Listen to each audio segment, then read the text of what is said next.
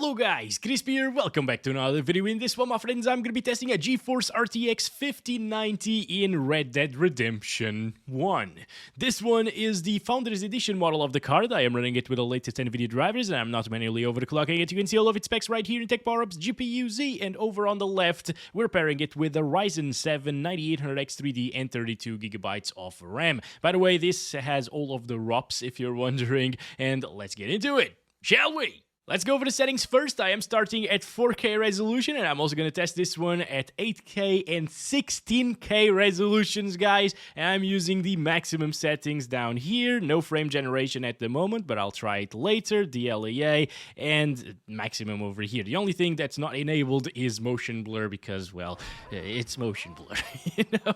And guys, I also installed a mod to unlock the FPS. You can actually see in the menu, for example, over here, it goes over 144, okay? So FPS are unlocked. I don't have any FPS cap in place. VSync is disabled as well, and we're getting 100-ish FPS with these graphics. This is a bit unacceptable in my opinion, guys. The game doesn't look fantastic, obviously. It's a 2010 title. They didn't really do enough to remaster it, you could say, in terms of graphics at least.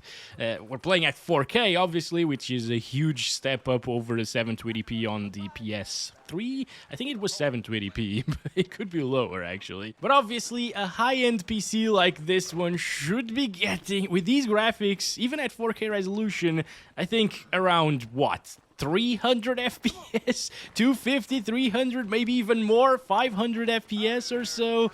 So yeah, this is a bit disappointing. It's not because of the 5090, by the way. That's only being utilized around 40%, as you can see. It's just a CPU bottleneck because the game isn't really well optimized on the CPU side of things. That's a big shame, guys. It's using around 20 to 30% of the 9800X 3D, which is a lot, actually.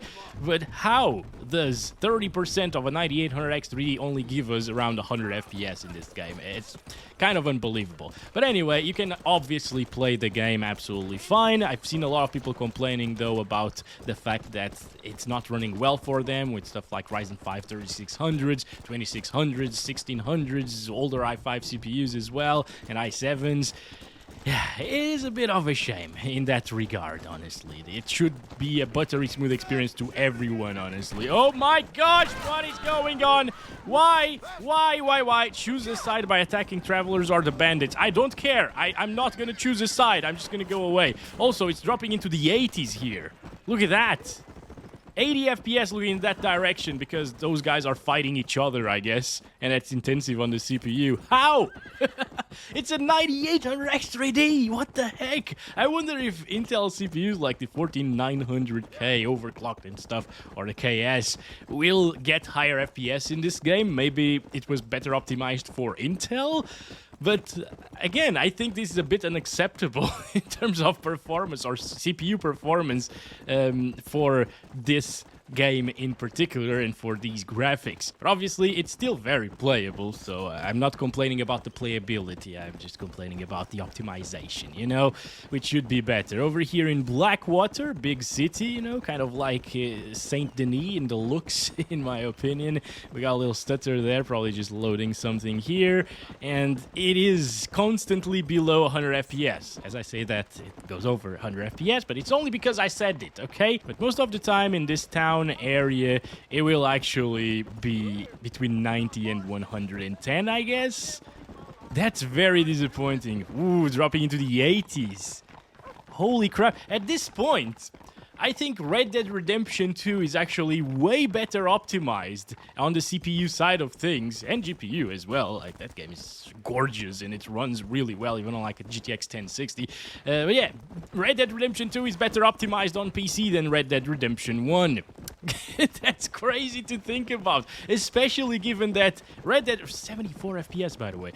Red Dead Redemption 2 looks superb. It looks 10 times better than this, literally.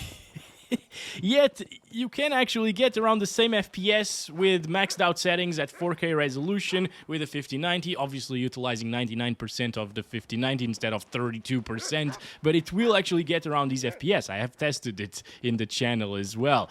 That's really crazy to see.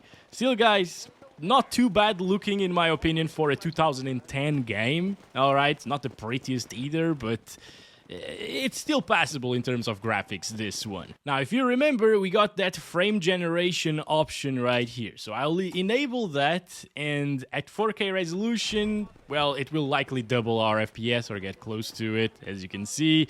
Yeah, 200 FPS. Input lag is really not noticeable here. The starting FPS were already very high. So the frame generation will work really well in a single-player title like this. And now we can actually take advantage of high refresh rate monitors like 240Hz 4K and stuff. But come on, like, again, with these graphics, I shouldn't be needing frame generation to achieve 200 FPS on a 5090 at 4K. I just shouldn't. And I'm talking about 4K here, but at 1080p resolution, it would be exactly the same thing because we are CPU bound. So FPS won't change with resolution changes if you are CPU bound in most games, all right? Because resolution is a GPU intensive setting. But yeah, I mean, can't really complain. Once again, the game is very playable, but the performance is atrocious for how it looks, even though it's high FPS that we're getting right now. And empty field right here, going over 280 at times. But looking back at Blackwater over there, come on, Roach, be faster. There we go, buddy. Yeah, it drops down into the 100s again, 180s. Go, go, go, Roach. Everything is all right. Little stutters here and there. So every time you are approaching Blackwater, apparently you get a few stutters here and there. Not a problem, though. It's barely noticeable, honestly. So I'm fine with that. Come on, Roach. Don't be scared of the people. It's okay, buddy. It's okay. Calm down. Calm down.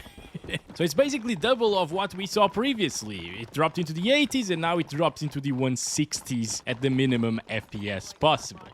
Again, really bad for how it looks, but hey, it is very playable, obviously. Now at this point, I'm gonna disable frame generation and go up to the 8K resolution, guys. And honestly, I think this is still going to be CPU bound, even at 8K. Right here in the menu, we get 99% GPU utilization, but inside of the game, yep. So we're getting around the same FPS as 4K resolution still, even at 8K resolution, which is 4 times the size of 4K in terms of pixel count. It's the same as having 4K monitors running the game at the same time. What's funny is, this is still getting up to like 90% GPU utilization sometimes, with 140 FPS or so. Oh, there we go. 99% GPU utilization over here, getting 133 FPS. That's only about 10 FPS higher than what I saw in Battlefield 1 earlier this week. Actually, in Sunday video.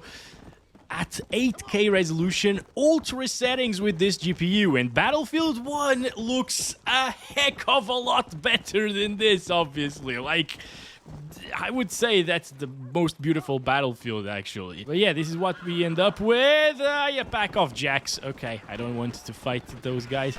All right, oh my goodness, what is going on? Oh, these guys are just hunting, I guess. Hello? What is happening?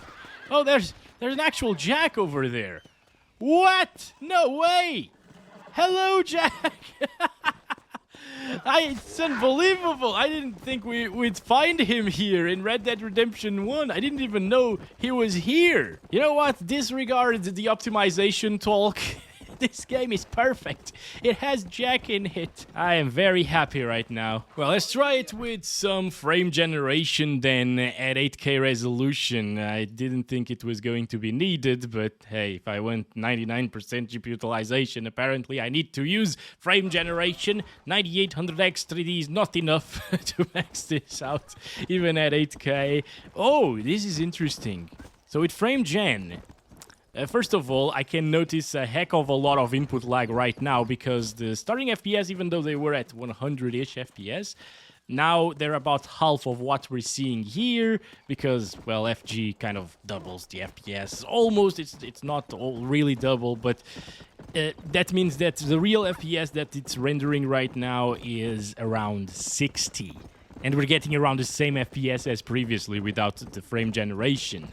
And the input lag, therefore, is quite high, guys. Yeah, you can see the input lag right now on the top right corner. It's the latency there. It's at around 45 to 50 milliseconds. It's noticeable. It's still doable and acceptable, and I could still play the game like this. But I think if you could get more FPS or around the same FPS without frame generation, just play without frame generation. You know, like, that's a bit ridiculous. All right, let me turn that off. Here we go. And now the latency is down to 20 milliseconds, so about half the latency here. It feels more responsive. However, we don't have 120 FPS anymore. We have 70s. That is so intensive. Holy crap, dude. It's probably because of the time of the day at the moment. It's really demanding. Let's do 16K resolution next, guys. I'm using the custom DSR tool to do this. This is 4 times the X-axis and Y-axis of 4K, which is my native resolution, for a 16 times higher resolution than 4K. Damn it, guys. This doesn't work at 16K resolution. I actually started the game at 4K without the DSR or the custom resolution, you know, just to make sure that it would launch at 4K, but it doesn't. Even though I didn't have the game running at 16K, and that's a 4K window, by the way, very small one, it just crashes every single time. So there's nothing we can do. 16K just doesn't work whatsoever in Red Dead Redemption 1. The game just doesn't support it. So I'm gonna try 12K instead. So this is the 12K resolution. I'm gonna create it now. As you can see, it's showing up right here. I will apply it on the desktop. Oh boy. Okay, we got a little black screen right there. No, it still crashes. 12K isn't possible, guys. I am so disappointed, guys. Let's install some mods. So I'm gonna install this overhaul project one because it's the most downloaded mod for Red Dead Redemption 1. Let's see how it looks and how it compares in performance. Okay, so we're back to 4K resolution using the same maximum settings over here without frame generation, but now we have the mod installed and it does look quite a bit better, doesn't it? I think some of the textures look way higher quality. That's instantly noticeable. The lighting looks better as well. I think you should probably install this mod. It's also very easy to install. You just unpack everything, click a batch file, and it will install for you. So super easy, and it will make the game look way nicer. As you can see, like the dirt over here, that sand or whatever the crap this is, it looks way better than before. I'll leave a link in the description for this mod. Hello, Roach. Oh my gosh, don't run me over, buddy. Okay, it's all good. But yeah, if you have a sort of high-end system, or maybe even mid-range system with something like a 4070, for example, I really recommend you to install this because it just makes the game look way better, and I thought Rockstar would actually do this when launching this game, but no, of course. The community needs to do the work for them as usual. Kind of the same thing happened with the Trilogy Remastered GTA, you know, but yeah, that was a bit worse, actually. At least this looked a lot better right from the start than the Trilogy Remastered. Anyway, you can see it gets pretty much the same FPS. It will get you a little bit higher GPU utilization, of course, because the mods are slightly more intensive, but the FPS overall will be kind of the same because we're still totally CPU bound all of the time. Can we do this, Roach? There we go. Very easy. Very good boy, you know? Nice. Also, the muscles on him. What the... Oh boy, he's a very strong dude. Jesus. Okay, let's see like that forest area over there. Lots of trees close together. It will probably make our GPU usage go up. There we go, yeah, 50%. So vegetation is, as usual, very intensive on the GPU side of things. And finally, we're using half of the 5090. With a CPU that's faster than the 9800 X3D, we would probably see around double the FPS that we see around here, you know, 280, maybe 300 FPS at times. The lighting over there, guys, looks way nicer right now as well. I like that. Okay, it's a little bit too dark though, but Damn, that changes the experience a little bit, doesn't it? Also, draw distance here. Not too bad, actually, for a game this old. All right. But let's try it at the maximum resolution that the game allows, 8K, and with the mods as well. Here we go. Finally, 99% GPU utilization. Obviously, this isn't... What is going on here, guys? Hello? Oh, boy. Why are you shooting at him? Why? Goodbye, sir. Goodbye. Okay, there we go. Good stuff. We did this. You're fine, dude. You're fine. What's going on? Can I talk to you, actually? I'm not... Whoa! Don't steal my roach! What are you doing? No! I just helped you, dude! Seriously! Oh my goodness. That's just unfair. Come on, dude. But alright, let's start counting our FPS here. It still drops GPU usage sometimes. Look at that. 80-something per... Whoa! No! Come on! What happened there? Okay, little bug there. We went below the map for a second. That was super funny. But as I was saying, we're getting 80% utilization on that GPU, 70% sometimes, especially in these populated areas, basically, with some NPCs, some houses. It will still be CPU bound, so obviously in the Blackwater city, it will still be CPU bound. It is a bit of a shame, guys, not gonna lie. I thought maybe with the mods it would make things a lot more intensive and get GPU bound all of the time at 8K resolution, but no, it doesn't. It's still pretty much the same performance. On the other hand, it's actually nice because that means the mods aren't too intensive, at least on the CPU side of things, and also on the GPU side of things. It might be like, what, 10% more intensive or something like that.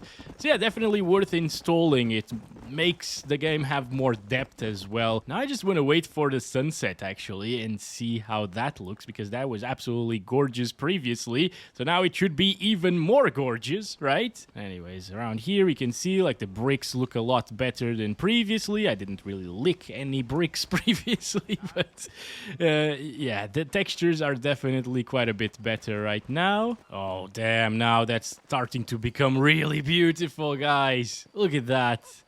These are the sunsets that I actually chase sometimes in real life to take pictures of, not gonna lie. Wow, that's really pretty. Come on, Roach, come on. Right to the sunset as the video ends. Guys, thanks very much for watching this one. I hope you enjoyed. And let me know what you think about this mod over here. It doesn't make the game look completely different. It still keeps that nostalgic look, you know, but it definitely amplifies the experience quite a bit, in my opinion, especially right here. So beautiful, guys. Whoa. So yeah, that's been it. I'll catch you in the next one very soon. And as always, love you all. Bye-bye. Enjoy the sunset.